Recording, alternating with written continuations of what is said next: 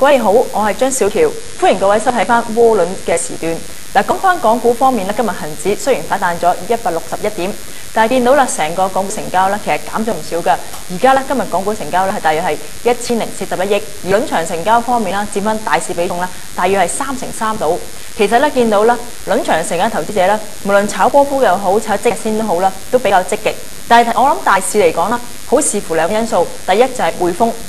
匯豐呢隻大笨象咧，近排受到一啲次按問題影響，咁所以令到佢股價方面啦，亦都係由之前嘅140蚊啦，跌穿到130蚊樓下啦，都係叫做冇買氣。咁如果匯豐咧短期都繼續失守翻130蚊樓下，甚至乎咧個沽壓仍然比較多嘅話咧，有機會令到大市咧可能一個反彈嘅力度咧係會每一次反彈啦都有一個阻力啦。咁但係如果你中期咁睇啦，我自己覺得港股已經係短期揾咗個低位，亦都係甚至乎咧係叫做跌咗6000點之後咧，開始跌勢放緩。如果一啲中線投資者現水平入場炒緊嘅部署咧，可以分為兩方面。第一就係中線嘅部署咧，係可以揾翻啲2628嘅認購證啦，或者941嘅認購證。因為呢兩隻股份方面咧，無論盈利啦，亦都甚至乎咧，如果你憧憬翻個大市真係止跌回升，其實你睇翻上次升浪啦，成個恒指升咗差唔多有成幾千點啦，但係如果你計翻2628啦，其實個升幅咧期內入邊啦，大約係7成5到㗎。咁至於恒指喺8月17號至到10月30號嘅升幅啦，大約係6成幾。咁第三個股份方面啦，941啦喺上次咧更加係跑贏大市㗎。上次嚟講，8月17號至10月30號咧，941嘅升幅咧更加有成9成5。咁就變相今次咧，當個市如果真係揾到個低位啦，好多投資者憧憬翻2628啦，941有機會係一個中長線嘅部署。咁但係好多時投資者入場，除咗一啲中長線部署，等正股係回落得比較多，甚至乎咧引伸波幅水平比較低嘅情況啦，希望用一啲低啲嘅成本去開新倉啦，去作為一個長線部署之外啦。好多時咧都會諗住一啲短炒，短炒嘅意思即係如果真係有啲資金流向配合，如果真係公司企業甚至乎咧有一啲短期消息，有啲熱錢令到隻股份啦短期升1日或者2日甚至乎半日嘅話啦，你諗住短炒一啲股份啦係未嘗不可㗎。嗱，如果短炒股份方面咧，今日升幅唔錯嘅係3隻電信股，無論728啦、906啦，兩隻股份都升咗唔少。咁至於728同906方面啦，有啲投資者憧憬翻係受惠於內地個電信業重組啦。咁但係兩隻股票入邊升得比較多啦，就係728啦，今日升咗啦差唔多5.4%。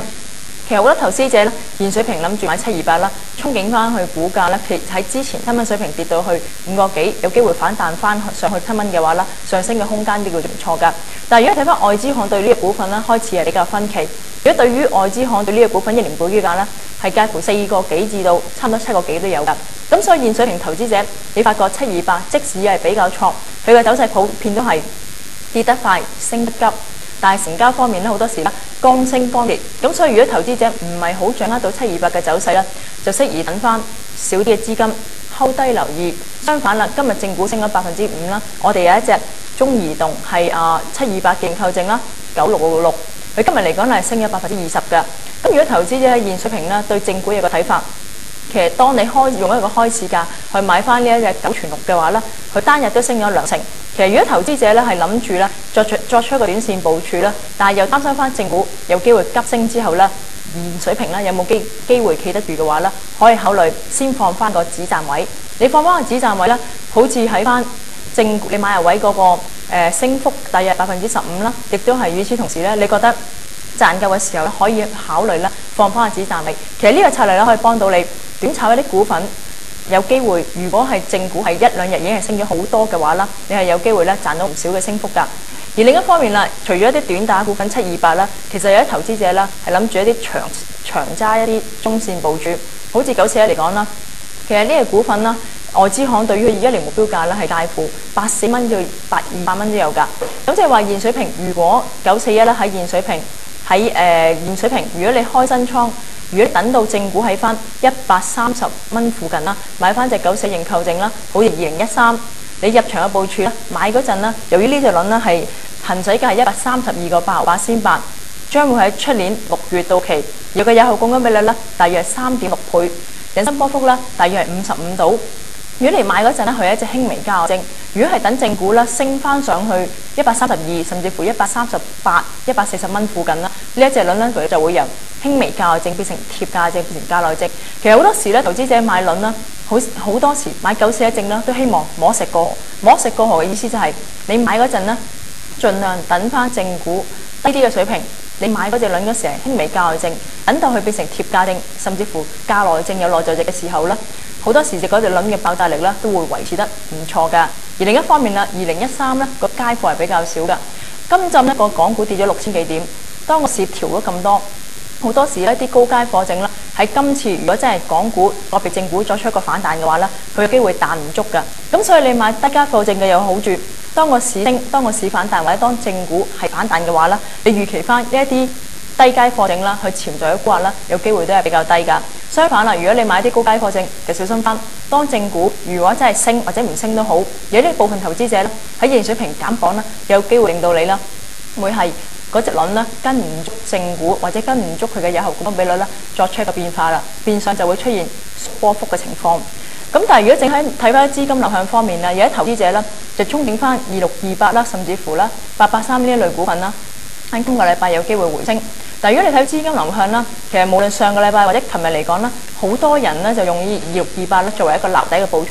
琴日嚟講咧，淨留翻2628證嘅認購證嘅資金咧，其實有成3億5，其實個資金咧都叫幾多嘅，因為琴日嚟講差唔多咧有成整體大數啦，都有啲投資者咧決定當個市反彈咗2日1700點之後咧，作出一個減持嘅部署。咁相反啦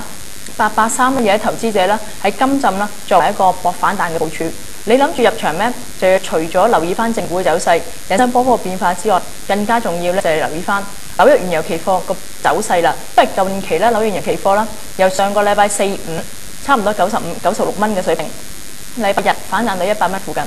但係近排咧就出一個高位回落，98蚊、97蚊、96蚊嘅落翻嚟。咁所以現水平投資者，你炒翻883，千祈除咗要睇翻正股嘅走勢之外，更加重要嘅留意翻引伸波幅。而另一方面啦，要留意翻紐約原油期貨究竟升定跌啦。因為883呢類股份啦，好多投資者憧憬翻，如果紐約原油期貨係繼續升嘅話咧，佢會令到佢一啲上游業務嘅收益咧係會比較好嘅。咁至於另一啲股份啦，紐約如果係油價上升嘅話，投資者都會憧憬佢嘅上游業務嘅收益會係上升嘅話咧，就係857。但係調翻轉頭啦，386就由於佢部分業務嚟自下游業務。咁所以如果係油價下跌啦，有啲投資者係會憧憬翻佢有冇一啲短炒嘅直播啦。但係由於咧386咧近排嘅走勢係先於大市，先於857，先於883，係俾投資者作出一個撈底。咁所以咧，就算紐約原油期貨咧係作出一個調整，我諗奉勸各位投資者咧就唔好咁快咧搭呢班尾班車，留意翻386嘅認購證啦。咁整體嚟講咧，我覺得油股投資者咧一般散戶未必掌握到，因為紐約原油期貨嘅走勢係太快，亦都由於咧油股咧受嘅因素咧係比一啲銀行股啦，甚至乎電信股啦個因素咧係複雜好多。如果一般投資者你覺得你唔夠貼士，你對油股嘅睇法唔夠通透，甚至乎咧你覺得你對一啲電信股啦，甚至乎咧港股嘅走勢咧比較熟悉嘅話咧，就寧願炒翻一啲藍籌股，甚至乎咧中資股，好似電信股啦，近2日啦投資者都作出個追盤，長打嘅部署可以留意翻941認購證。至於短炒嘅策略，可以等翻728啦作出調整之後，如果真係再有機會嘅話，只留意翻728嘅認購證9666啊。